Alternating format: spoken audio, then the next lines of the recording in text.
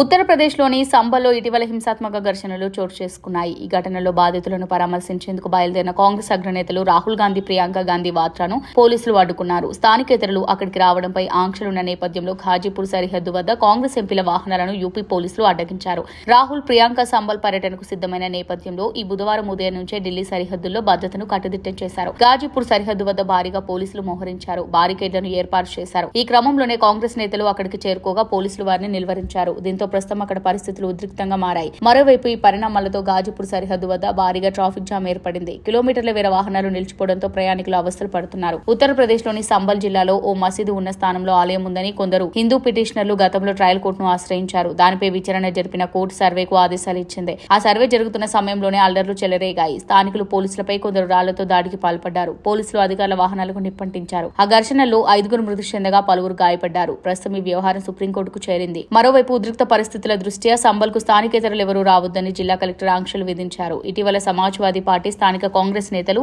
అక్కడికి వెళ్లేందుకు ప్రయత్నించగా పోలీసులు అడ్డుకుని వెనక్కి పంపించేశారు.